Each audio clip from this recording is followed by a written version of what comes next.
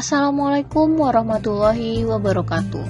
Bertemu lagi dengan Ibu Wilda di pelajaran matematika. Kali ini Ibu akan membahas tentang logika matematika. Apa sih itu logika matematika? Sepertinya kalian pada bingung. Di dalam logika matematika ini, kalian akan dapat menyelesaikan masalah yang berkaitan dengan pernyataan majemuk dan berkuantor. Selain itu, kalian dapat menganalisis masalah kontekstual yang berkaitan dengan logika matematika, yaitu pernyataan sederhana, negasi pernyataan sederhana, pernyataan menyebut, dan penarikan kesimpulan. Nah, untuk itu, kalian akan bingung tentang logika matematika. Di dalam ilmu matematika, kamu mempelajari logika itu gunanya buat apa sih? Nah, di sini kalian akan mengasah otak kalian dalam penarikan kesimpulan. Jadi kedepannya tidak salah menduga sesuatu, tidak suuzon. Nah, oke, sekarang kita akan masuk ke materi logika matematika. Logika yaitu pernyataan. Pernyataan, apa sih pernyataan itu? Yang dimaksud pernyataan itu adalah kalimat yang hanya benar saja atau salah saja, akan tetapi tidak sekaligus benar dan salah. Dalam matematika, pernyataan itu dilambangkan dengan A, B, P, dan Q. Indonesia Raya, lagu kebangsaan Indonesia. Ini merupakan pernyataan yang benar. Kenapa? Karena kita semua tahu kalau Indonesia Raya itu adalah lagu kebangsaan Indonesia, bukan kebangsaan lain. Nah, ini merupakan pernyataan yang benar, telah terbukti dan fakta. Sedangkan pernyataan yang salah itu contohnya yaitu Bika Ambon berasal dari Ambon. Ini merupakan pernyataan yang salah. Kenapa? Kita harus membuktikan dulu benarkah Bika Ambon itu berasal dari Ambon. Kenapa pernyataan salah? Karena Bika Ambon itu kita bisa menemukan di daerah Jawa, Sumatera, bahkan di dunia seperti di luar negeri. Nah, berarti belum tentu pernyataan ini merupakan pernyataan benar. Jadi itu adalah pernyataan yang salah. Nah, selanjutnya di dalam logika itu terdapat ingkaran atau negasi atau penyanggalan. Jadi, sebuah pernyataan itu pasti akan disanggah. Nah, dari sebuah pernyataan kita dapat membuat pernyataan yang baru. Pernyataan yang baru gimana? Kamu bisa membuat pernyataan sendiri dari pernyataan yang sebelumnya, dan tentu belum bisa itu dikatakan benar dan salah. Nah, dengan logika kalian akan menemukan jawabannya. Di dalam logika itu juga ada yang namanya kalimat terbuka. Kalimat terbuka itu adalah kalimat yang masih mengandung variabel, sehingga belum dapat ditentukan nilai kebenarannya atau benar salahnya. Nah, contohnya nih, di sini ada contoh kemarin aku nggak bisa jemput karena ibu meminta mengantarkan ke mal. Pernyataan ini dinamakan kalimat terbuka karena masih harus dibuktikan kebenarannya. Kenapa harus dibuktikan kebenarannya? Belum tentu dia nggak jadi menjemput kita, tetapi dia lagi jalan sama yang lain. Jangan baper. Oke. Untuk di logika itu yang tadi namanya ingkaran atau pernyataan yang penyanggah itu mempunyai tabel kebenarannya, yaitu tabel P dan ingkaran P. Yaitu di sini jika pernyataan P itu benar, maka ingkarannya adalah salah. Jika pernyataan P itu salah, maka ingkarannya benar. Artinya jika suatu pernyataan P benar, maka ingkarannya bernilai salah, dan begitu sebaliknya jika pernyataan P itu salah maka ingkarannya benar. Sampai sini paham? Nah, selanjutnya di sini ada contoh besi memuai jika dipanaskan. Pernyataan ini bernilai benar. Kenapa bernilai benar? Karena sudah terbukti kalau besi memuai jika dipanaskan. Benar. Nah, setelah kita dapat pernyataan bernilai benar dan ingkarannya apa? Yaitu besi tidak memuai jika dipanaskan. Besi tidak memuai jika dipanaskan ini merupakan pernyataan bernilai salah. Kenapa? Karena besi itu kalau dipanaskan pasti akan memuai. Jadi ingkarannya adalah tidak memuai. Nah, selanjutnya di dalam logika ada pernyataan terbuka. Sekarang merupakan ada pernyataan majemuk. Apa sih itu pernyataan majemuk? Pernyataan majemuk itu adalah gabungan dari beberapa pernyataan tunggal yang dihubungkan dengan kata hubung. Maksud dengan kata hubung itu apa aja? Pasti udah pada tahu dong apa kata hubung, karena udah belajar dari bahasa Indonesia. Apa aja kata hubung? Yang pertama, dan, atau, maka, jika, maka. Nah, kata penghubung. Nah, setelah tahu pernyataan majemuk merupakan kata hubung, pernyataan majemuk yang terbagi dengan yang pertama yaitu apa tadi? Pernyataan majemuk yaitu dan. Di dalam matematika, dan itu disebut dengan konjungsi yang dilambangkan dengan pi terbalik. Kita membacanya dengan kata dan. Nah, konjungsi yaitu pernyataan majemuk dengan kata hubung dan, sehingga bisa sama-sama dilihat P, terus ada pi terbalik dan ki, maka dibaca P dan ki. Ingat sekali lagi, untuk konjungsi lambangnya pi terbalik.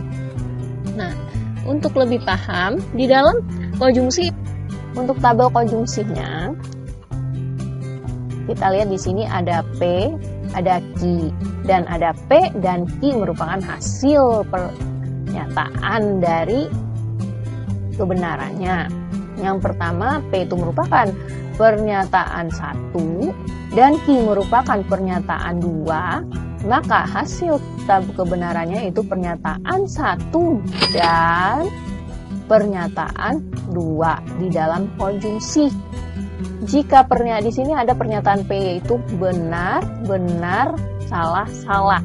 Nah, jika pernyataan B itu benar, pernyataan Q itu benar, maka hasil kebenarannya itu adalah benar. Jadi jika P benar, Q benar, maka hasilnya benar. Jika P-nya benar, sedangkan Q-nya salah, maka hasilnya salah. Begitu sebaliknya, jika P-nya salah, Q-nya benar, maka hasilnya salah. Nah, jika P dan Q salah, maka hasilnya adalah salah. Contohnya, P-nya itu dikatakan 3 adalah bilangan prima. Benar nggak 3 adalah bilangan prima? Yaitu benar. Nah, untuk Q, 3 adalah bilangan ganjil. Pernyataannya benar. Nah, jadi hasil dari pernyataan tersebut adalah P dan Q. Maka hasilnya itu 3 adalah bilangan prima dan ganjil. Benar apa enggak? Pasti benar, karena 3 merupakan bilangan prima dan juga bilangan ganjil. Gimana kalau 3 adalah bilangan prima, sedangkan 3, dan pernyataan Q-nya 3 bukan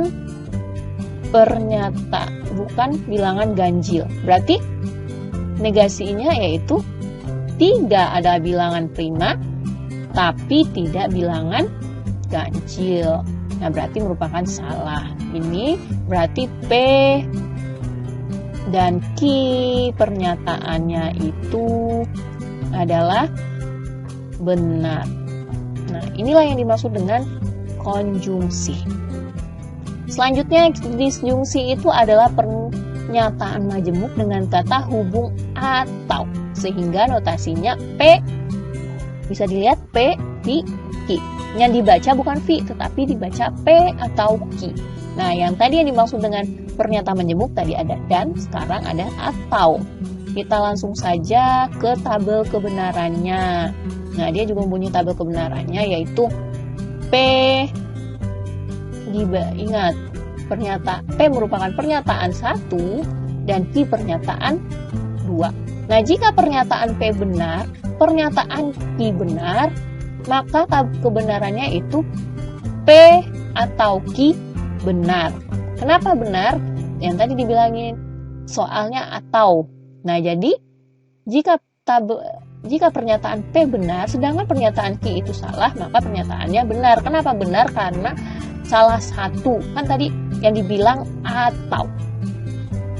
Jadi boleh salah satu, tapi beda dengan dan. Kalau dan berarti pernyataannya itu harus kedua-duanya benar. Nah, jika pernyataan P itu salah, pernyataan Q benar, maka itu benar. Jadi salah satunya. Nah, kalau pernyataan dua-duanya salah, pasti sudah salah. Kita langsung saja lihat contohnya. Contoh P itu dengan pernyataan paus adalah mamalia. Paus adalah mamalia. Udah tahu kan ya, jadi pernyataannya itu benar.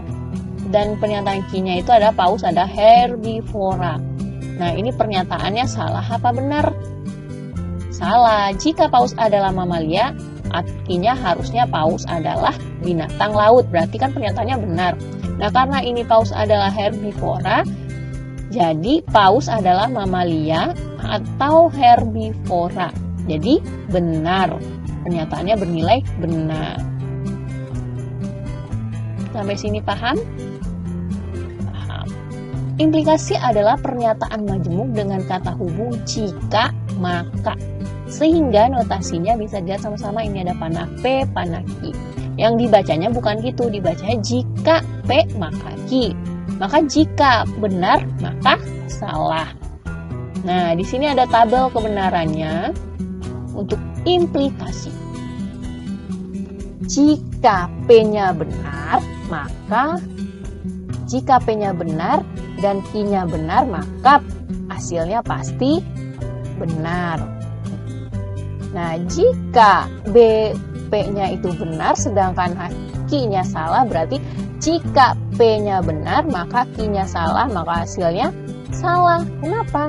Jika maka. Berarti hasil dari P, jika P-nya salah maka Q-nya benar, yaitu benar. Kenapa benar? Karena jika benar maka salah, jika salah berarti benar. Salah benar belum tentu salah, berarti salah. Jika salah pasti benar. Nah, setelah itu jika P-nya salah maka Q-nya salah, berarti pernyataannya itu benar. Nah, sampai sini paham? Nah, untuk biar lebih paham lagi kita lihat contoh.